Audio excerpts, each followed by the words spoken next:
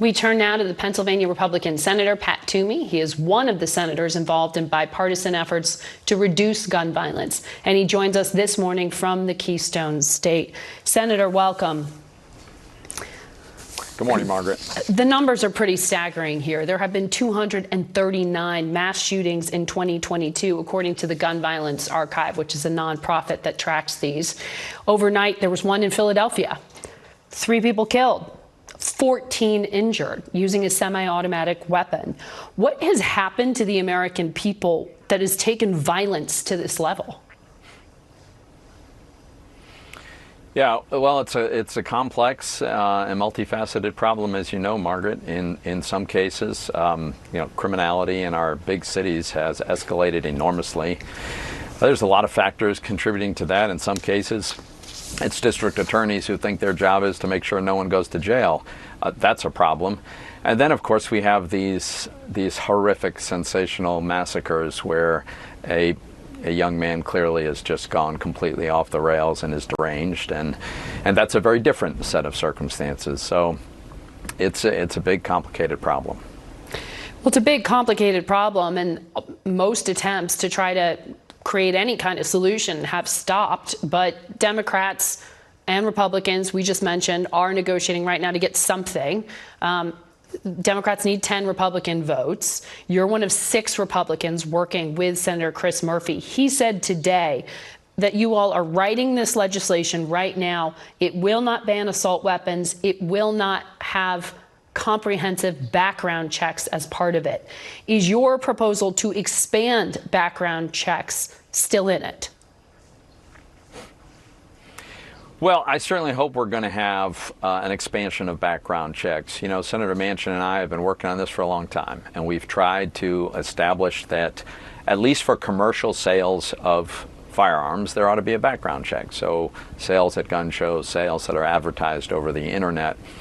I don't know that we'll get exactly what Senator Manchin and I developed some years ago. It'd probably be something different than that, and that's fine. There are a number of mechanisms you could use to expand background checks, but I just think it makes sense.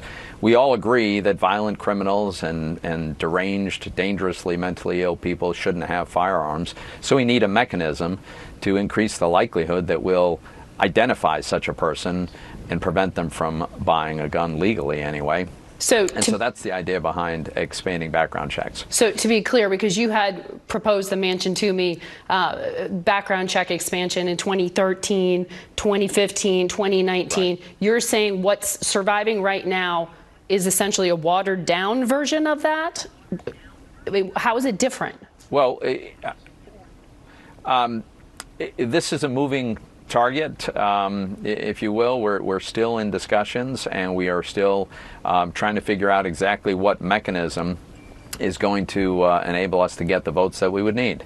So I can't be precise about that, Margaret. It hasn't been finally resolved, but something in the space of expanding background checks, I think is it certainly is on the table, and I hope will be part of a final package. Well, we see overwhelming support in our CBS polling for background checks, which is why it's interesting that it's difficult. There was a Republican congressman in the state of New York. I'm sure you heard about this. Chris Jacobs, he represents the district around Buffalo where there was that awful mass shooting just a few weeks ago. He dropped out of his re-election race after 7 days after he publicly endorsed a federal assault weapons ban and limits on high-capacity magazines. This is what he had to say.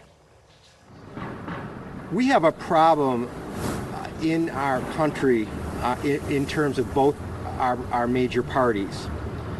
If you stray from a party position, you are annihilated.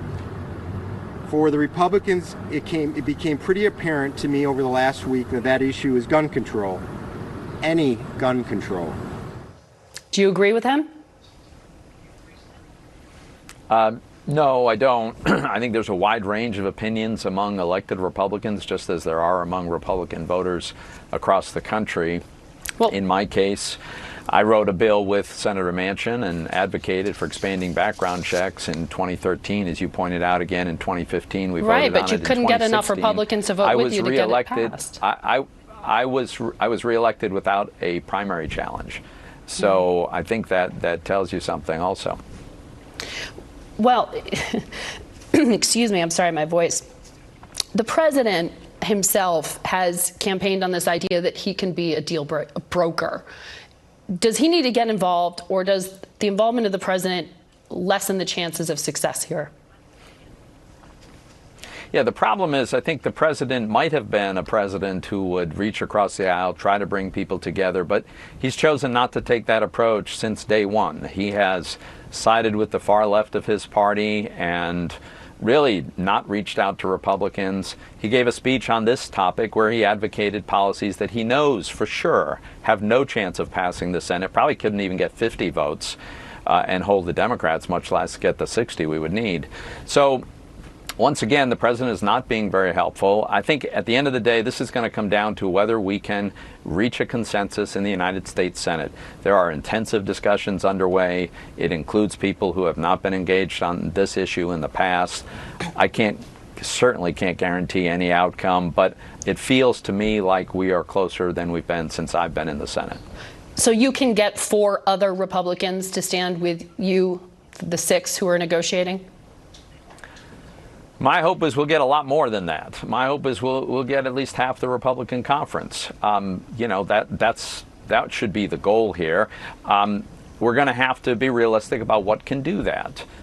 Senator Murphy alluded to the idea that it's not going to be everything, certainly, that Democrats would like. We'll see where it ends up. Is there a risk that the Republican Party becomes associated with gun violence if you can't get those votes? Look, I think the Republicans have been very consistently supporters of Second Amendment rights. Republican voters expect Republicans to defend the Second Amendment. I think there is a place to land that's consistent with the Second Amendment, as I've been advocating for expanding background checks. By the way, I think encouraging states to have some kind of red flag laws could make sense as long as there's adequate due process. I think there are school safety provisions. There are mental health issues that we could address. So there are things we could do that would be constructive, that are consistent with Republican values, and I'm hoping we'll get there. Senator, thank you for your time today. We will watch for the outcome of those talks.